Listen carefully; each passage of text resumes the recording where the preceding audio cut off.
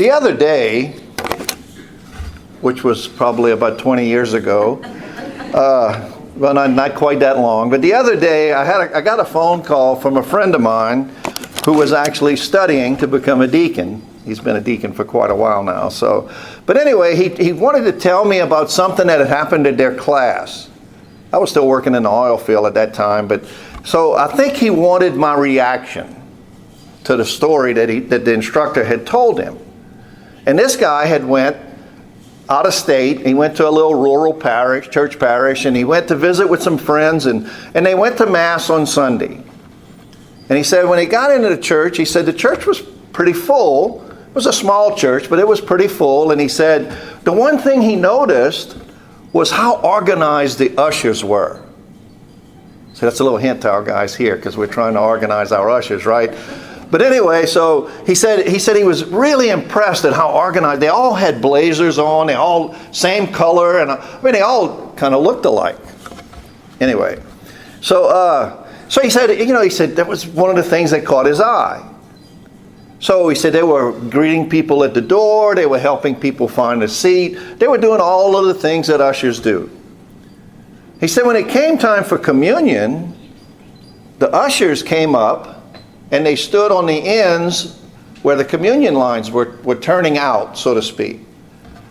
And he said when this guy went up for communion, he said he turned and he was making his way back to his pew, and one of the ushers kind of moved a little bit. I guess, I don't know how it would have happened, but his coat kind of opened up and he saw that he had a weapon. He was carrying a sidearm, a shoulder holster, whatever. And this guy was livid. He didn't hear anything in the Mass after that.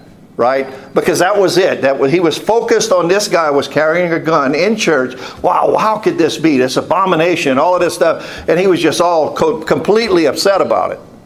So after the Mass was over, he pulled his friend aside and he said, hey, he said, do you know that usher was carrying a weapon? He said, well, they're not really ushers. So the guys don't get no ideas here. But anyway, he said, they're not really ushers. He said, they're not. He said, no. He said, they're private security. He said, we've been having some trouble with cult activity in our area. And he said they come to Mass and they'll try to steal the host so that they can go and do whatever they're doing to the host. He said, so Father hired these guys to come in, and they're private security. And he's like, oh my gosh. He says, I'm going to knock on the door of the rectory. I got to tell this priest that that's just not right to do that.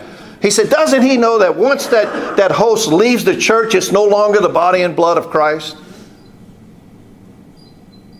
So he kind of stopped at the story there, and I said, I'm going to let y'all know I did have a reaction. Okay? And I said, my gosh. I said, what a shame. He said, what? I said, yeah, what a shame. I said, that this guy that teaches the Catholic faith doesn't really understand the Eucharist. That this cult believes more in the body of Christ than this guy that teaches the faith. That wasn't what he was expecting. But isn't it true sometimes, right? Isn't it true that sometimes the things in the church that the church asked us to believe is sometimes difficult? Sometimes it's really hard to understand, hard to believe in some of the things that the church asked us to do, to believe.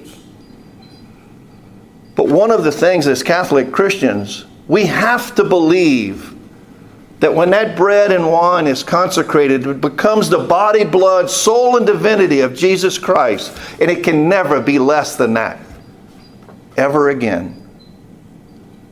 That once that bread is consecrated into the body of Christ, it remains the body of Christ until it becomes part of us. We have to believe that. That's not one of those things that we should believe. That's one of those things that we have to believe. Isn't it funny how sometimes we can, you get these people that'll tell you stuff that's in the Bible. Well, Jesus said this, Jesus said that. But when it comes to the Eucharist, they don't believe what Jesus said. The Jews that Jesus was talking to in today's gospel, they all believed that Moses had parted the Red Sea. They all believed that the manna in the desert, they never saw it, but they believed it.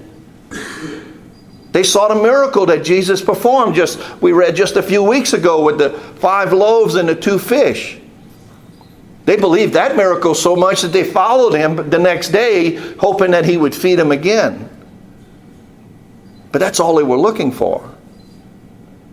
So when he challenged them with today's gospel, just like he challenges us, and he tells us that he wants to give us that life that comes from him, that we have to receive him so that we have life within us.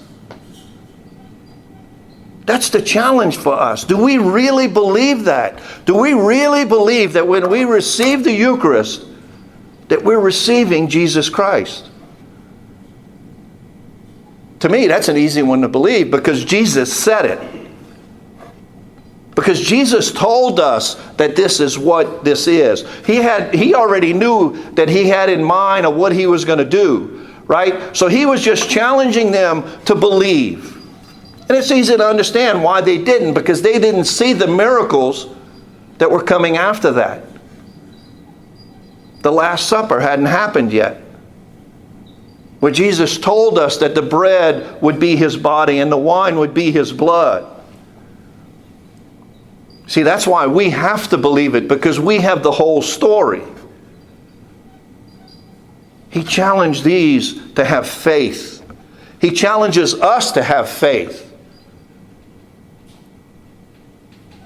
And I think it's next week that we're going to hear that part of the gospel, part of John's gospel, which is John 6, verse 66. The only time that 666 comes up in the Bible, right? Where those people said that this teaching is so hard to believe, and they walked away. The Antichrist. They walked away from the bread of life. They walked away from the gift that God has for us. They walked away from the challenge to believe. How many people do we know have done that? How many people have believed other people who say that, well, Jesus wasn't talking. It was just metaphorically. It was just this and just that. It's symbolic. That it's not what Jesus said. I don't know if I could go that way.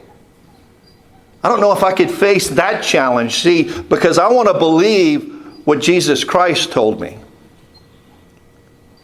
Can we believe that? Can we listen to the challenge in today's gospel that we have to eat his body and drink his blood? Of course, we know what's coming. We know how he's going to present that to us. But you see, it's not something we can take for granted either. Because St. Paul writes it to the Corinthians, and he tells them that if we eat the body and drink the blood and we are unworthy, that it's a sin against the body and blood of Christ. And every time I get into a discussion with a non-Catholic about the Eucharist, I use that verse. And they always say it's not fair.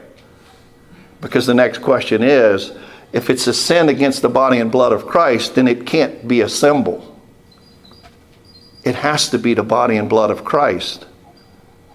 Because we can't sin against the symbol. That's not an argument they like to hear.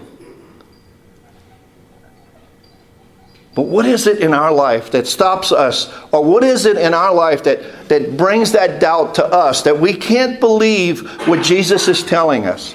You see, we go through this whole bread of life discourse to remind us of what we're called to do. To remind us not of what we receive at communion, but who we receive at communion. He's challenging us to deepen our faith, to grow deeper in love with him, because he gave up himself for us on the cross, and for over 2,000 years he has given himself to us in the Eucharist. And how awesome it is for those who can make it to daily Mass and be able to receive him every day.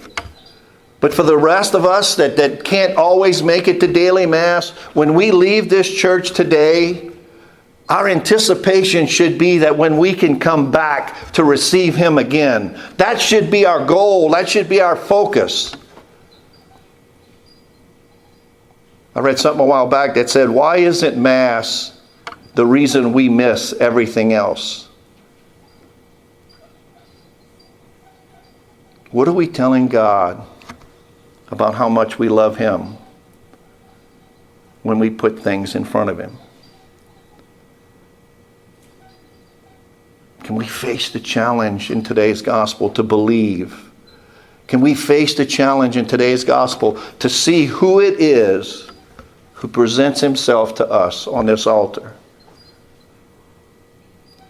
Can we face the challenge to believe that when we come up and receive communion, that He gives us life? And we need that life, because St. Paul said in the second reading today that the days are evil. We need Him to help us make it through these days. And that's been for over 2,000 years. So the challenge for us today is, do we really believe? And can we deepen our faith and our love for the God who gives Himself to us?